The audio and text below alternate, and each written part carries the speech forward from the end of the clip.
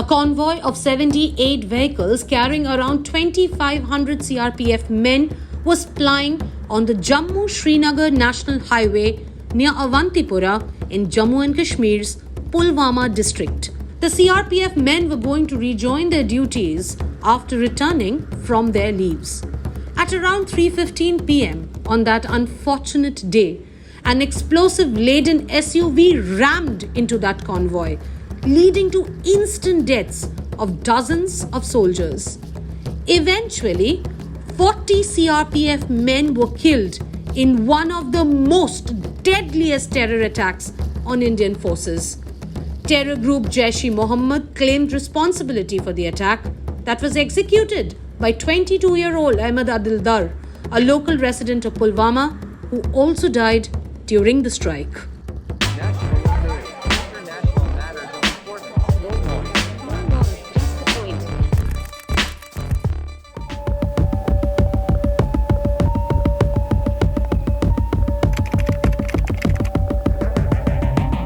An array of Mirage 2000 jets crossed the line of control and bombed the terror camps of Jaish-e-Mohammed in Balakot, deep inside Pakistan. India's response, which was codenamed Operation Bandar, killed scores of terrorists belonging to Jaish-e-Mohammed. Indian warplanes quietly entered Pakistan in the wee hours of February 26, 2019, did the job and returned in a matter of minutes. This was the first time since the 1971 Indo-Pak War that Indian warplanes had crossed into Pakistan's airspace. Pakistan did attempt a tit-for-tat operation by trying to cross over into the Indian airspace with its warplanes, but failed in carrying out any significant damage.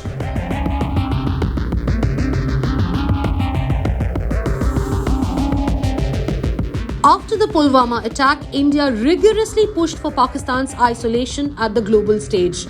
Almost all major powers, including US, France, Russia, and even China, which is considered as Pakistan's iron brother, condemned the terror attack by Jaish-e-Mohammed. Even the United Nations Security Council was unequivocal in condemning the terrorist attack, and some countries even pinned the blame on Pakistan. India used the global platforms to demand action against Pakistan-based terrorists.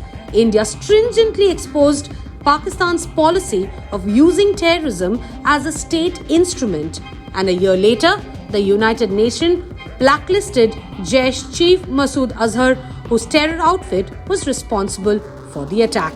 Regressive thinking के साथ जो देश आतंकवाद का political tool के रूप में इस्तेमाल कर रहे हैं, उन्हें ये समझना होगा कि आतंकवाद उनके लिए भी उतना ही बड़ा खतरा है.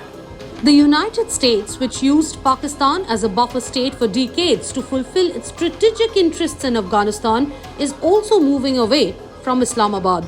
The US did not consult Pakistan before pulling out of Afghanistan, and the quick takeover by Taliban meant that any American interest in Pakistan over Afghanistan was already over.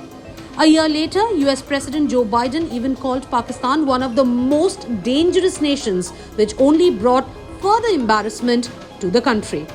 While India played an important role in the global isolation of Pakistan, much of it can be attributed to Islamabad's disastrous policies.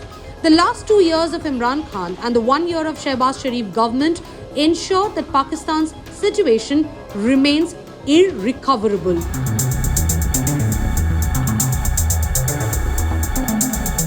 Pakistan is currently in shambles, as the country is facing acute shortages of necessary items and skyrocketing inflation. Islamabad desperately needs another bailout to come out of a financial crisis which is one of the worst in its history. Isolated globally, Pakistan's situation has become such that even its friends like China and several Gulf nations are not risking their money, and an IMF bailout seems distant.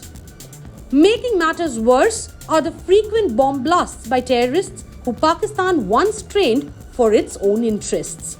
But the latest downfall started in 2019 when Pakistan's economy took a hit of 3.65% and is going only downwards since then. The Pulwama attack spelled doom for Pakistan, and the current situation of Islamabad shows that India has left no stone unturned to turn that into a reality.